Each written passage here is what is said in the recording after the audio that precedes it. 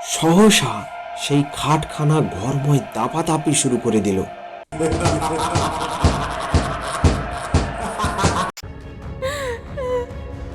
তারপর সেই খাটের উপর দিয়ে সেই বিলাপধ্বনি আর নড়ল না। তার কান্নায় যেন খাটটা ভিজে গেল।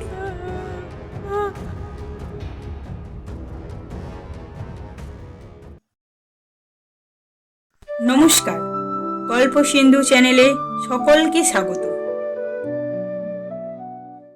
নিস্তব্ধ রাত, চারিপাশে অদ্ভুত এক নীরবতা।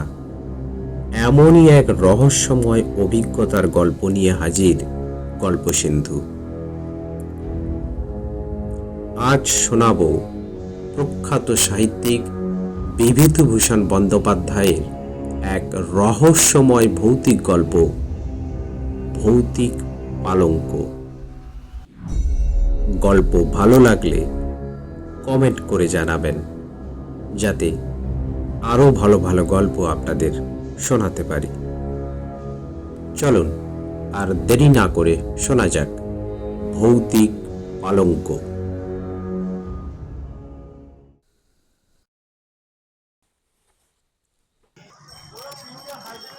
অনেক দিন পর সতীশের সঙ্গে দেখা।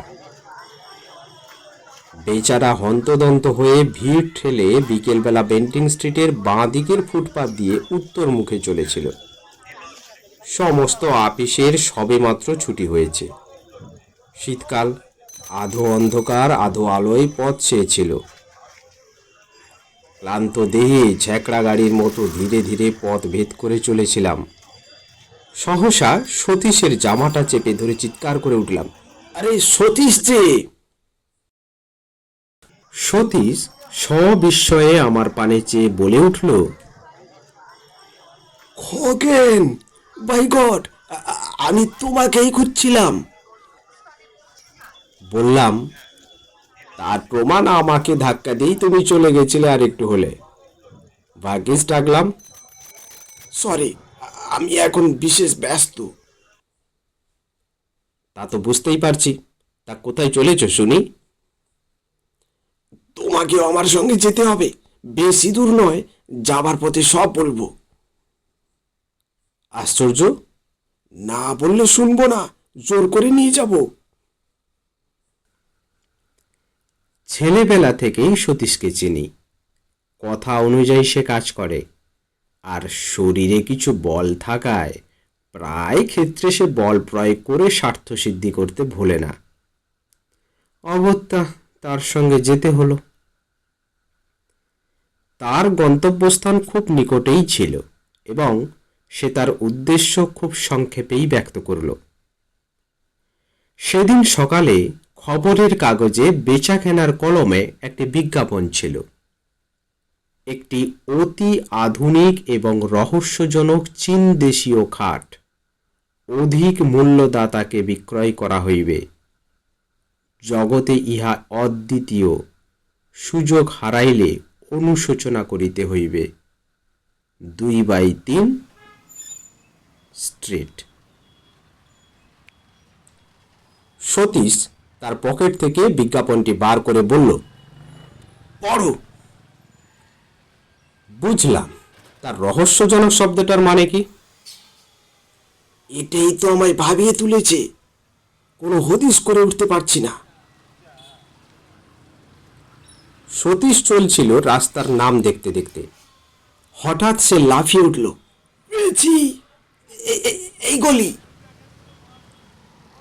সন্ধ্যার স্তিমিত আলোকে সেই গলির পানে তাকিয়ে আমার সারা শরীরে কেন জানি না এক প্রকার শিহরণ জাগল। চীনা পল্লীর চীনা আবহাওয়ায় রহস্যজনক খাট। সতীশের হাতটা ধরে বললাম, খাটে কাজ নেই সতীশ, চলো ফিরে যাই, আমার বাঙালি খাট বেঁচে থাকুক। সতীশ প্রবল বেগে এক ঝাঁকানি দিয়ে উঠল, ভীতু কোথাকার, এতটা এগিয়ে এসে কখনো ফেরা যাবে না। গলির মোড়ে ডান পাশে একটা নিমগাছ ভূতের মতো মাথা উঁচু করে দাঁড়িয়েছিল। ওদিকের ডাস্টবিনের মধ্যে থেকে যত সব অখাদ্য কুখাদ্যের উৎকট গন্ধ ভেসে আসছে। অন্নপ্রাশনের ভাত যেন ঠিকরে বার হয়ে আসতে চাইল অসহ্য যন্ত্রণায়। নাকে রুমাল চাপা দিয়ে কোনো গতিকে পথ চলতে লাগলাম। একটা দমকা বাতাস বিভ্রান্ত হয়ে আচমকা দক্ষিণ দিক থেকে ভেসে এসে আমাদের শরীরে যেন আছাড় খেয়ে পড়ল। মাথার উপর দিকে কয়েকটা বাদুড় ডানার শব্দ করতে করতে উড়ে গেল। দুটো অভিভাবকহীন কুকুর এই অনধিকার প্রবেশকারীদের পানে চেয়ে বিশ্রী সুরে অভিযোগ করতে লাগলো। পথে আর জনমানবের চিহ্ন পর্যন্ত ছিল না। পাশে একটি চীনা ডাক্তারের বহু পুরাতন সাইনবোর্ড, তার উপরকার নরকঙ্কালের ছবিটি জীর্ণ প্রায়।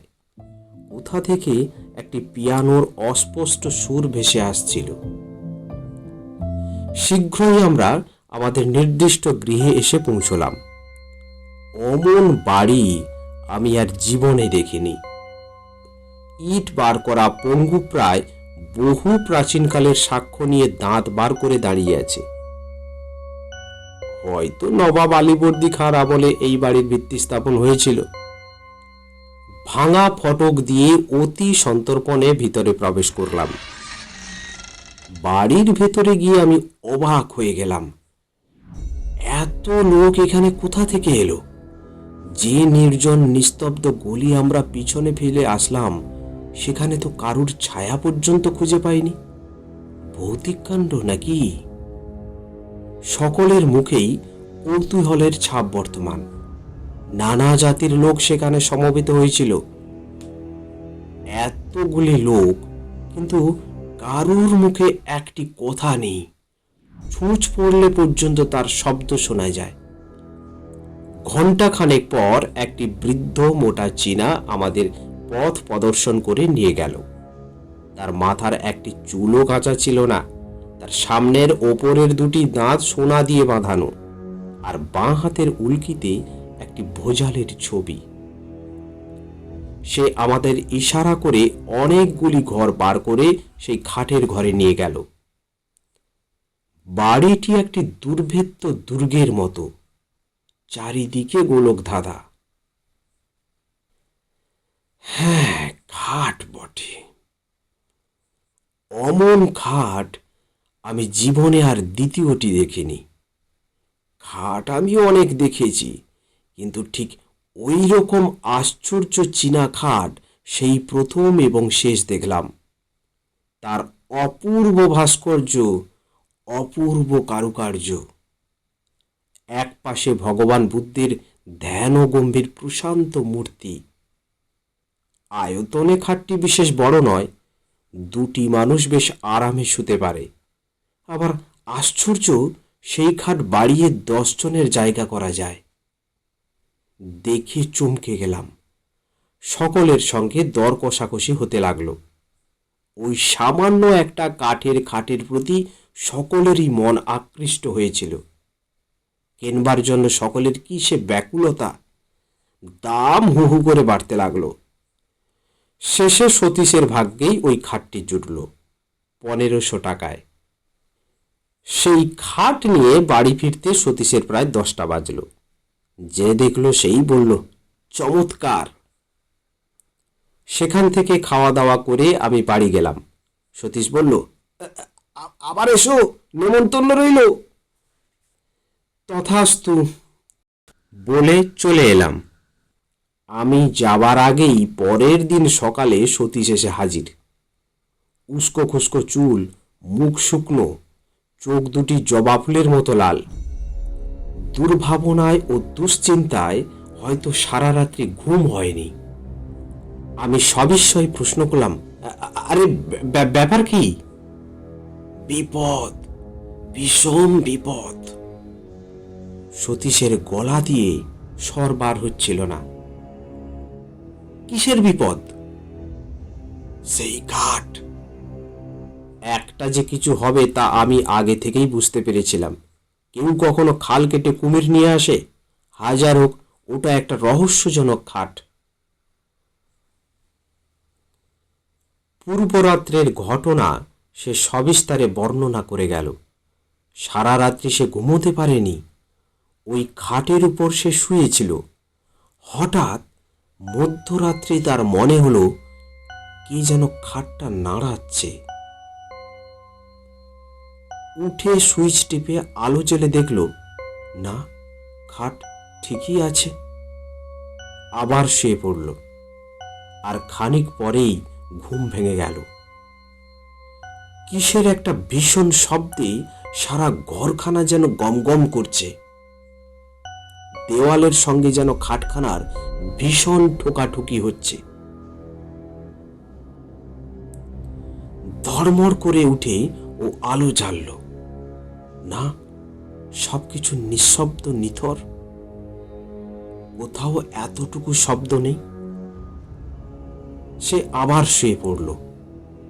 এবার আর সে আলো নেবালো না। ভোর রাত্রে কার দুর্বোধ্য আর্তকণ্ঠের বিলাপ ধ্বনিতে তার চেতনা ফিরে এলো। কে যেন খাটের পাশে বসে বিনিয়ে বিনিয়ে কেঁদে মরছিল।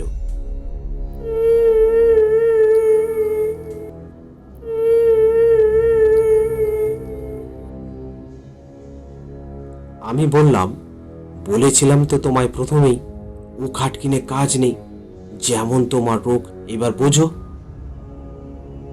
সতীশ বলল, দেখো খগেন, তোমায় হয়তো বুঝিয়ে বলতে পারবো না। ওই হতভাগা খাটখানার ওপর এমন মায়া লেগে গেছে যে কি বলবো। আমি ওকে ছাড়তে পারবো না কোনো মতেই। তবে মরো ওই খাট নিয়ে। আমি তোমার সাহায্য চাই। আমার সাহায্য? হ্যাঁ, আজ তুমি আমাদের ওখানে রাতে খাওয়া দাওয়া করবে। সারা রাত না ঘুমিয়ে ওই খাট পাহারা দেব। দেখি ওর গলদ কোথায়। আর আমার আপিস? পাগল, কাল যে রবিবার। অগত্যা বন্ধুকে সাহায্য করবার জন্যে সন্ধেবেলা তাদের বাড়ি গিয়ে হাজির হলাম। সতীশ আমার অপেক্ষায় পথপানে চেয়েছিল।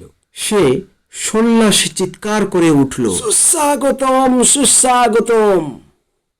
তারপর আর কোনো গন্ডগোল হয়নি তো? না, দিনের বেলা গন্ডগোল হবার তো কোনো কারণ নেই। সতীশের মা বললেন, দেখো দেখি বাবা খগেন, এত বলছি যা বিক্রি করে দে, তা আমার কথা যদিও শুনেছে। সতীশ বলল, বলছো কি মা, ভয় পেয়ে 1500 টাকার খাটটা বিক্রি করব? খাওয়া দাওয়া সেরে রাত্রি জাগবার সাজ সরঞ্জাম নিয়ে আমরা দুই বন্ধুতে খাটের ঘরে গিয়ে বসলাম। আমার হাতে দীনেন রায়ের ডিটেকটিভ উপন্যাস, আর সতীশের হাতে হেলথ অ্যান্ড হাইজিন। রাত্রি ক্রমে ক্রমে বাড়তে লাগলো। ঠিক হলো, আগে সতীশ ঘুমোবে আর আমি জাগবো, তারপর সতীশ জাগবে আর আমি ঘুমোবো। বইখানা খুলে আমি বসে রইলাম। পড়তে পারলাম না একটি অক্ষরও। এক দৃষ্টিতে তাকিয়ে রইলাম। চারিদিকে কান খাড়া করে বসে রইলাম ভয়ে ভয়ে। এতটুকু শব্দে থেকে থেকে চমকে উঠছিলাম।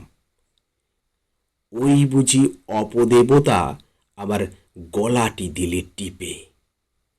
কাদের বাড়ির ঘড়িতে সুর করে 2টো বেজে গেল।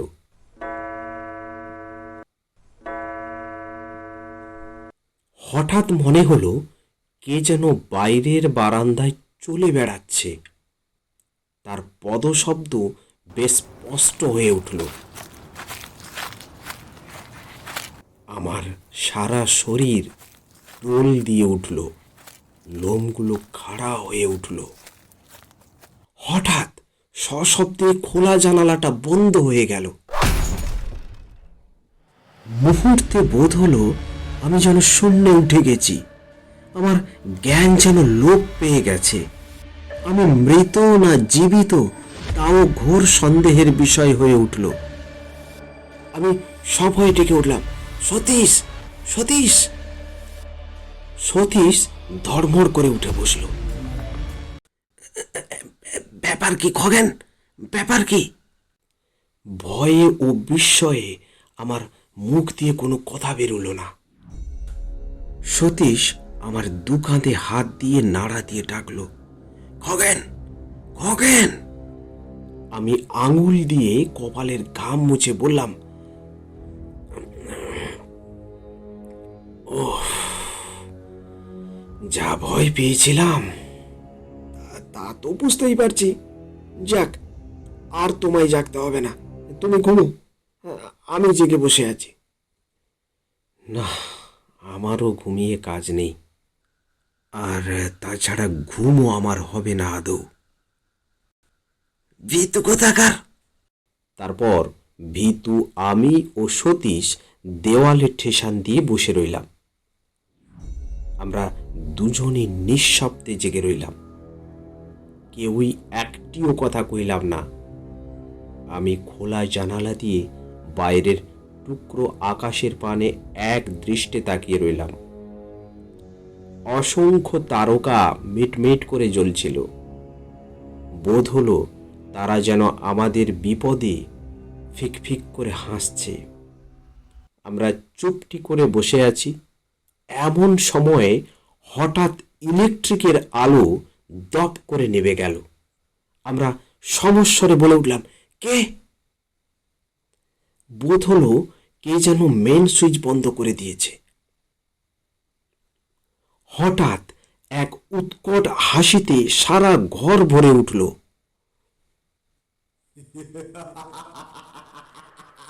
অমন হাসি আমি জীবনে কাউকে হাসতে দেখিনি।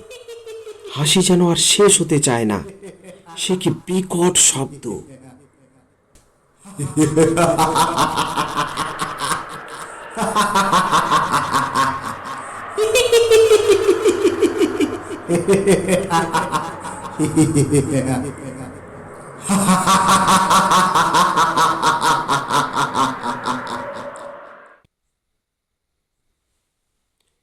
বোধ হলো কে যেন ঠিক দরজার কাছে হেসে খুন হচ্ছে।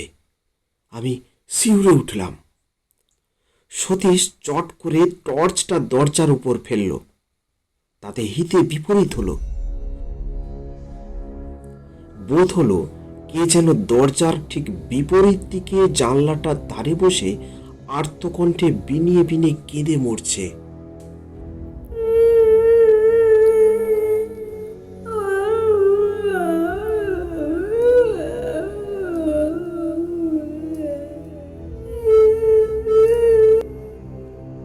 তার কান্নার কোনো ভাষা খুঁজে পেলাম না।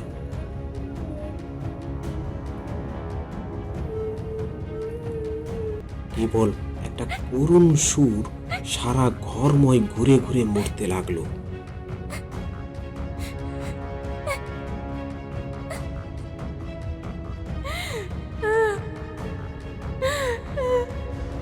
তারপর সেই খাটের উপর দিয়ে সেই বিলাপ ধ্বনি আর নড়ল না।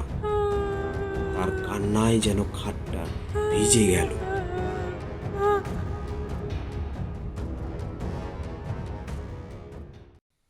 সেই অবদ্ধ ভাষার সকরুণ বিলাপধ্বনি চিত্তে এমন এক অজ্ঞাত বেদনার সঞ্চার করল, যার ফলে আমাদের সমস্ত শক্তি যেন ক্রমে ক্রমে লোপ পেতে লাগলো।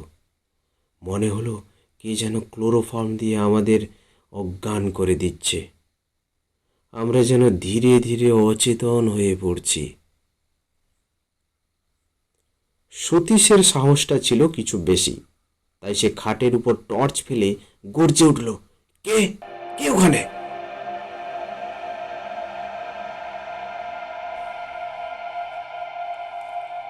কিছুই দেখা গেল না, কেউ সাড়া দিল না।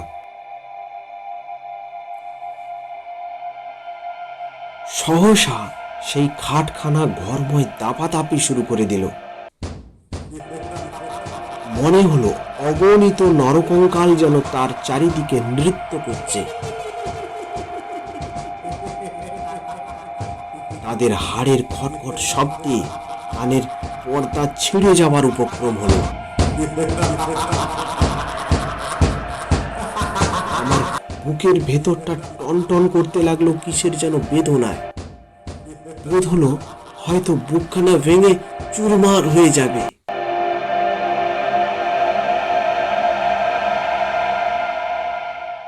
একটু একটু করে আমার জ্ঞান হারিয়ে গেল। তারপর কোথা দিয়ে যে কি হয়ে গেল তা ঠিক বুঝতে পারলাম না। বোধ হলো আমি যেন অনেক দূরে এক চীনা বাড়ি গিয়ে হাজির হয়েছি। একটি ছোট ঘরে তখন সেই গভীর রাতে টিমটিম করে একটি দীপ জ্বলছিল। ঘরের মেঝের উপর একটি লোক মুমূর্ষু অবস্থায় পড়ে রয়েছে। একটা ছেঁড়া মাদুরের ওপর তার সেই রোগ পাণ্ডুর মুখখানা দেখে আমার বড় দয়া হলো। রোগে ভুগে ভুগে বেচারা কঙ্কালসার হয়ে গেছে। তার পাশে বসেছিল তার স্ত্রী হবে বলেই বোধ হলো। চেহারা কিন্তু তার স্বামীর 4 গুণ। একটা মস্ত টুলের উপর বসে সে ঢুলছিল। তার পাশেই আমাদের এই খাটটা দেখে আমি অবাক হয়ে গেলাম। 7 সমুদ্র 13 নদী পার করে এটাকে কি এখানে নিয়ে এলো? হঠাৎ স্ত্রীলোকটি বিকট এক হাঁ করে হাই তুলল। তারপর দুটো সশব্দ তুড়ি দিয়ে একবার ঘরের চারিদিকে চেয়ে দেখলাম তার স্বামী ইতিমধ্যে উঠে সেই খাটের দিকে এগিয়ে গেছে চুপি চুপি। চকিতে হত্যা বাঘিনীর মতো তার স্ত্রী তাকে জোর করে খাট থেকে নামিয়ে বিছানায় ফেলে দিলে। সে ভীষণভাবে গর্জন করতে লাগলো, আর তার স্বামী ব্যাকুলভাবে অনুনয় করতে লাগলো, ওই খাটের পানে অঙ্গুলি সংকেত করে। বোধ হলো সে চায় খাটে উঠতে, কিন্তু তার স্ত্রী তাকে কিছুতেই উঠতে দেবে না। উত্তেজনায় কাশতে কাশতে তার মুখ দিয়ে এক ঝলক রক্ত বেরিয়ে গেল। আমি শিউরে উঠলাম। তারপর লোকটার মাথাটা বিছানায় লুটিয়ে পড়ল। আর সে উঠল না। তার স্ত্রী তার পাশে বসে বিনিয়ে বিনিয়ে কাঁদতে লাগলো।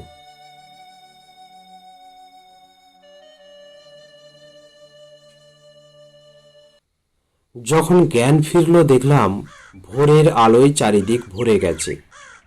দেখলাম সতীশের মা আমার চোখে মুখে জলের ছিটে দিচ্ছেন।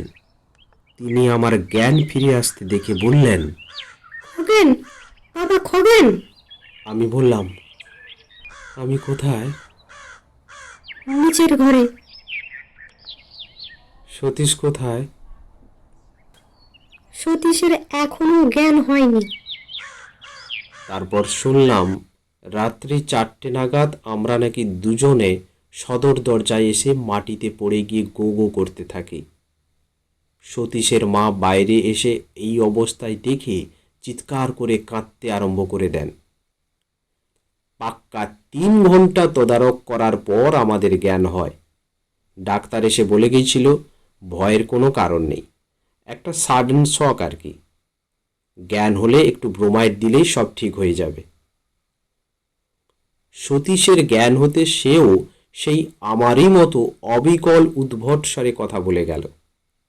আমি বিস্ময়ে সকলের পানে তাকিয়ে রইলাম। সতীশের মা বললেন, আগে ওই সর্বনেশে খাট বিদায় করো বাবা। খাট বিক্রির একটা বিজ্ঞাপন দেয়া হলো। পরের দিন বিকালে অসংখ্য লোকে বাড়ি চেয়ে গেল। খাটটা বিক্রি হলো শেষ পর্যন্ত 2000 টাকায়। এক ইহুদি সেটা কিনে নিয়ে গেল। যাক, মাছ থেকে কিছু লাভ হলো। বিক্রি না হলে শেষ পর্যন্ত হয়তো ওটা বিলিয়ে দিতে হতো। এখনো মাঝে মাঝে সেই রহস্যজনক খাটের কথা ভাবি। একবার মনে হয় সেটা এখন কার কাছে আছে খোঁজ করি।